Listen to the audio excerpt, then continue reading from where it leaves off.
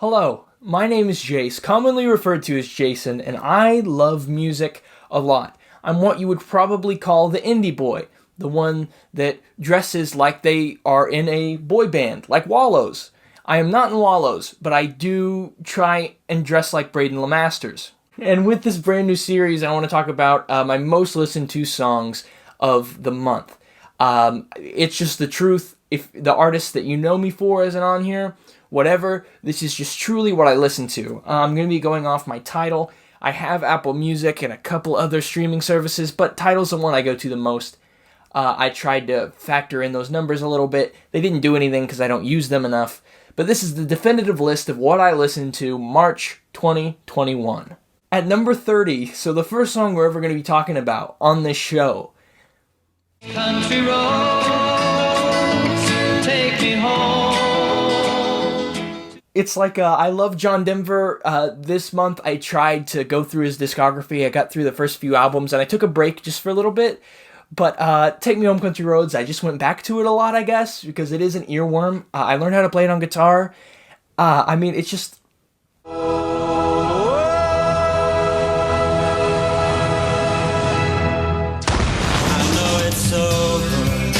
Never really began, but in my heart it was so real. Number 29 may make you think I'm sad. I'm not, but it is I Know It's Over by the Smiths from the album The Queen Is Dead, which, get ready for me to talk about a lot on this episode. But this was a really hardcore month with me and the Smiths. I got into them around February, probably late January, and I've just been going through their discography and really, really hardcore listening to them. And so I Know It's Over just kind of snuck in there. Not too much to say about the song. I mean, I love it. It's not like one of my favorite Smith songs, but, you know.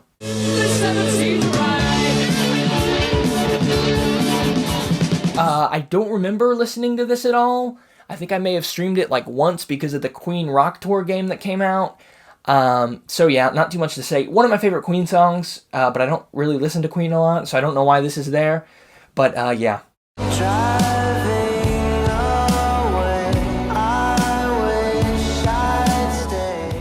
Uncomfortable by Wallows. This is in my one of my playlists. I didn't actively seek it out. It's one of my favorites of their few opening singles, and I really like it, and I recommend it. She was struck by an illness in the middle of her meditation course in Rishikesh, India. Oh my god, this is the only appearance of the Beatles on this. Okay. Dear Prudence Escher demo. So if you don't know, these demos were recorded in George Harrison's house around the time of the White Album, and it's everybody showing the other Beatles what they have or what they wrote over a long amount of time. This was the debut of Dear Prudence. John's voice in it is just great. It's beautiful, and I just really wanted to listen to it a lot. And I did. It's in that same playlist as Uncomfortable, kind of like a lo-fi kind of thing I was going for, which I may share if you guys want. But I just really love this demo. I text a postcard sent to you, did it go through? I'm not a gigantic Green Day fan. I love Green Day. I went through their discography multiple times. But when it comes to re-listenability, I had it for a while, but I lost it probably around this time last year, or maybe a little bit longer than that. But 21st Century Breakdown I love. I think it's a great, great album. And the standout track from that, in my opinion, is Last Night on Earth. So I recommend that too. Let's turn it on. Let's Turn It On by Freddie Mercury. So I listened to Mr. Bad Guy, Freddie Mercury's debut solo album, for the first time this month. All the way through. And yeah, I really liked it, and this was one of my favorites.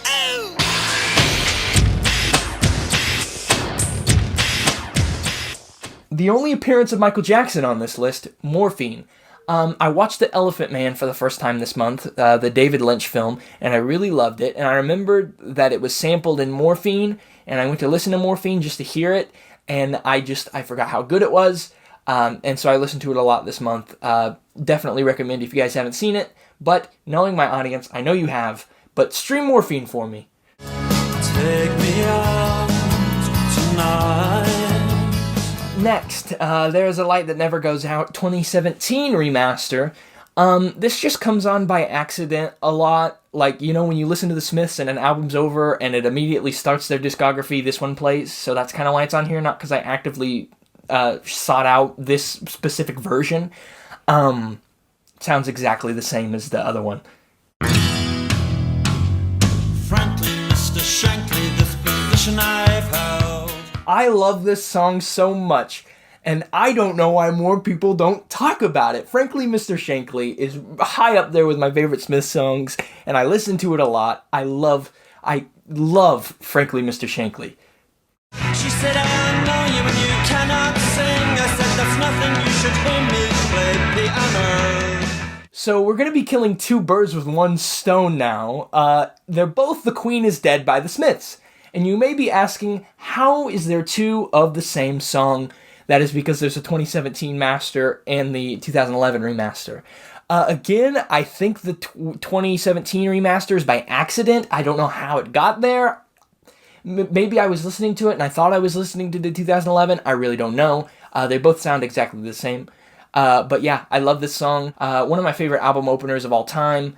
And yeah, Queen is Dead. It's a man-made paradise.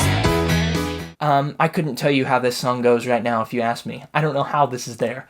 And in love, we can go wherever we please. Another really good Smith song. I'm sick of talking about the Smiths.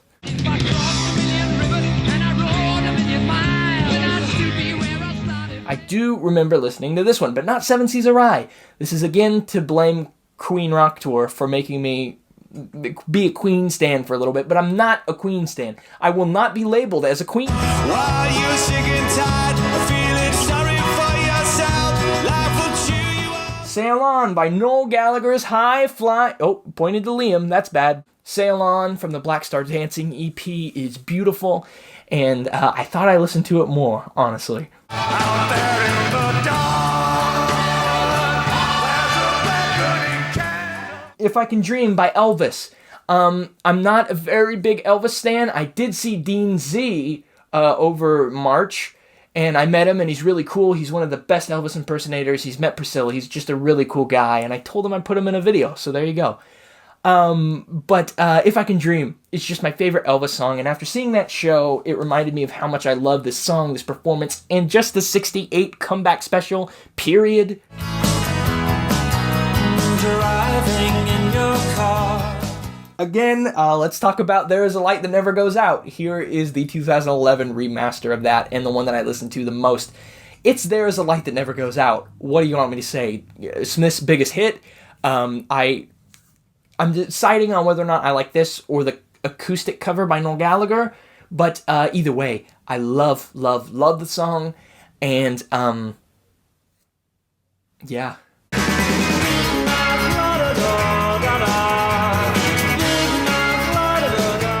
I'm sorry, I promise this show is not just talking about this.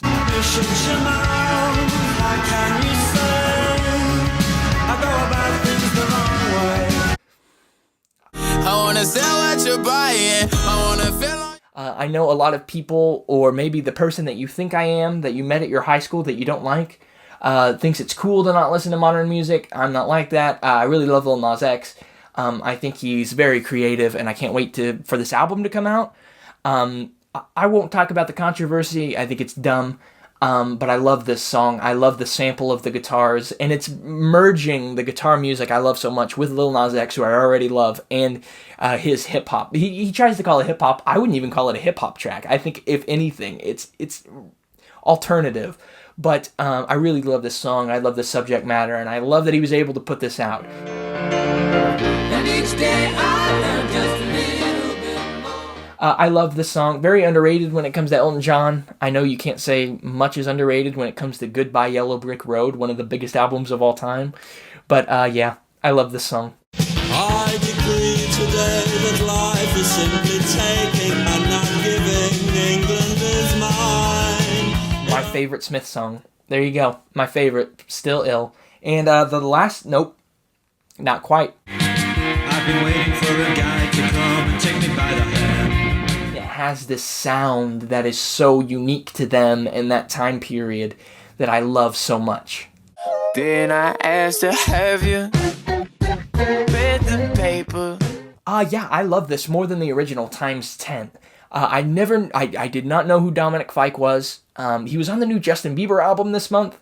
Good for him. I love his voice here. I love the lyrics and the verses that he added. It's 10 times better than Paul's. I think this song works great in this more alternative, maybe even hip-hop kind of format. And I love it so much.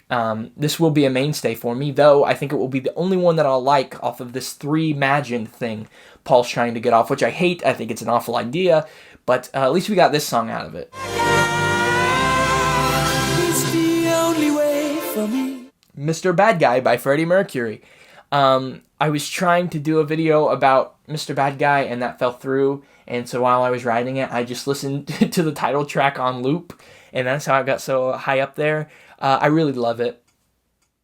I mean, there's not much you can say about Mr. Bad Guy, because it's like, if you think you're cool enough to listen to solo Freddie Mercury, everyone says Mr. Bad Guy. It's also the title track, but not even my favorite solo Freddie Mercury song, because that would be Great Pretender.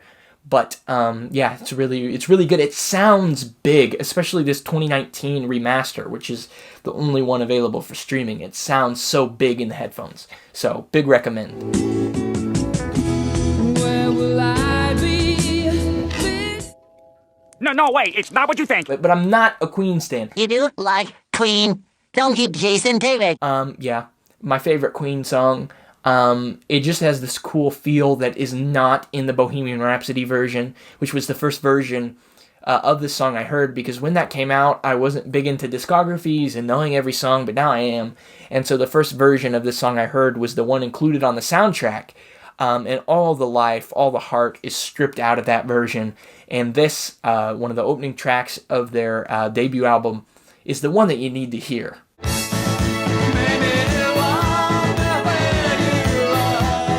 I love the Talking Heads. David Byrne is again one of my favorite performers, one of my favorite songwriters.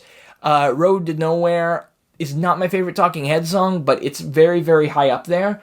The opening of just the a cappella is amazing, and it gives you this sense of, I'm about to graduate, and it gives me a sense of hopefulness, of joy. It's literally serotonin when I click on it, so I definitely recommend Road to Nowhere by the Talking Heads. It's not going to shock anyone what number one this month was. For March of 2021, my most streamed song on both Apple Music, Tidal, and everything else was This Charming Man by The Smiths. Yay! Haunted bicycle on a hillside desolate. Oh, I just feel so toxic. I'm literally Joesph Gordon-Levitt in 500 Days of Summer, but I just got into The Smiths. I really love This Charming Man. I'm sorry, it's brand new to me. I know it's so basic. I know I probably seem like the worst person in the world when it comes to music, but don't think that of me, please. I just really love This Charming Man. And it is the number one song that I recommend you guys go listen to, especially if you haven't heard it, because I know so much about these things. So, thank you all for watching. Please like, comment, subscribe for more. I really like this series and this idea because it gives me a chance to talk about things that I'm very, very excited about.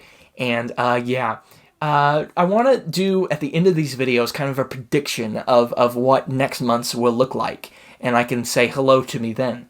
I think there will still be a lot of Smiths, and I will be disappointed in myself, but I think there will also be perhaps the Killers. Because they weren't on here, but I'm getting into their discography, and they're the next ones I'm going through, so Mr. Brightside or something may be on there. A lot more Noel Gallagher, a lot more Oasis, and maybe a few more appearances by Michael than normal, because I'm about to start doing more videos for History in the Mix, and I'll have to be listening to a lot of Michael then. So, we'll see what happens at the end of April. I will not be 17 anymore. And, signing off my teenage years of music taste. Hello, adult me.